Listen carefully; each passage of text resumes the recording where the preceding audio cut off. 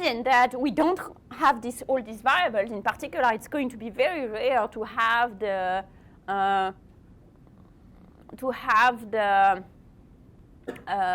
all these application dummies.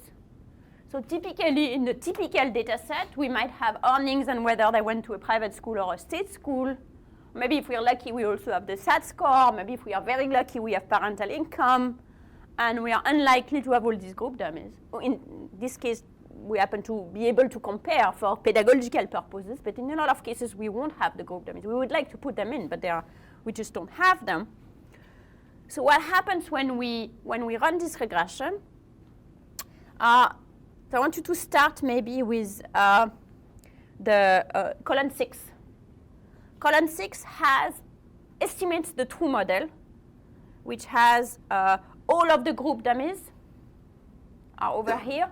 They are not reported because that would be a lot of coefficients. So this is how we report in a regression, selectivity group dummies. Yes.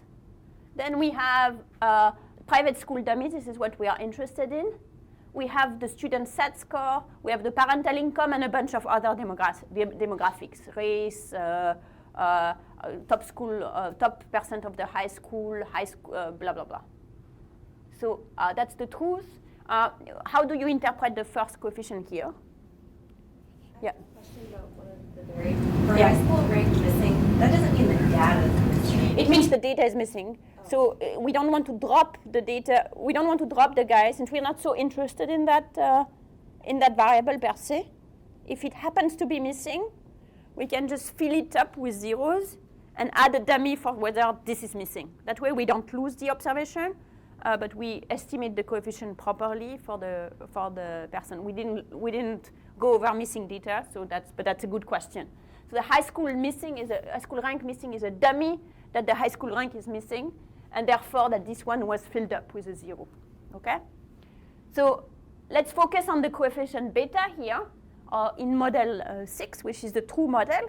What's the effect of private school on future earnings? Yeah. So tell us that your earnings are 1.3% higher if you went to a private school. Exactly. And what is the standard error of that number? 2.5%. So is it? Can we reject the hypothesis that the private school has no impact? No. So I'm very sorry, but there is actually no effect of. It seems that in the true model, there seems to be no effect of going to private school over a state school in the true model. What's the number, real quick, we were looking for? We're comparing 2.5% to 0.05%? No, we're comparing the ratio of 1.3 to 2.5, which is going to be about a half. Okay. We're comparing that to, if you're interested in 5% level, we're comparing that to 1.96. So okay. This is the typical, I'm doing, you will become very conversant with doing this in your head. We just do it all the time. Divide the coefficient by the standard error. You get a t-statistic. The t-statistic is 0.5.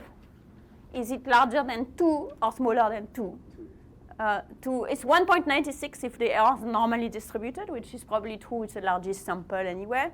So you can think of 1.96 being the threshold. Is it below 1.96 or above 1.96? It's much below 1.96. So even if this regression, this table had stars, which it doesn't because it just shares my opinion about stars, you would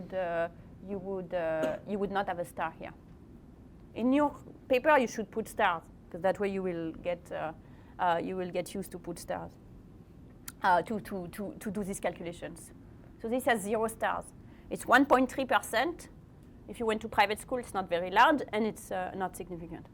Now, go back to the first column where we are just putting it the private school dummy, and there, what do we find? We find 13.5%, and that is very significant. So if here we've estimated the true model, there is no effect, but when we omitted a bunch of the control that we should have put in, we are seeing a very large effect. And what this suggests is that this effect actually is a biased number coming from the fact that we haven't controlled for stuff that we should control for. And you can see it. Now we're going to go progressively from column 1 to column 6. you can see that already when we put the student SAT score, the effect goes from 13.5% to 9.5%. Adding the parental income and the other demographics do a little bit more. And then adding the group dummy, which is going from this guy to equation 6, that's where the coefficient really goes down all the way to 0. So that's just the group dummies that capture like the spunk of the student on the one hand and their desirability, as you pointed out, on the other hand, makes a big difference. Another thing that is pretty interesting, and we'll go back to that in a minute, is that once you've introduced those group dummies, actually adding the SAT and the parental income doesn't make a big difference. So the group dummies, the application behavior, plus whether or not they were admitted, seem to be doing enough of a job too. So what I want to do, so this is the omitted variable problem in a nutshell. If you omit variables that really should be in the model, the coefficients are very biased. And then this one tells us a slightly more complicated story because we know that they belong to the model. They are significant in the SAT score and parental income are significant in the decisions in the earning regression, but yet they don't belong once we put here. So we'll need a little bit more math before we understand that number, which I'm going to do in the next 10 minutes. So what is happening? So by the way, a note that is important is that when we do the group dummies, we are missing a lot of observations because anybody who is in a group of 1 disappears. So it turns out that we can pretty much capture all of what the group dummies do for us by putting a much sparser control that we can have for all observations. So we are comparing really the same sample. So the average SAT score where you applied, when you send 2 applications, send 3 applications, send 4 or more applications. So these are dummies for that you send 2 applications, 3 applications, or 4 or more. That's pretty much enough to capture all of the group dummies. So the story that we gave is exactly the same, that we go from very large regression, very large impact. This is now the same sample where all of these are defined. So the coefficient here is a little bit different to what we had before, which was in the entire sample.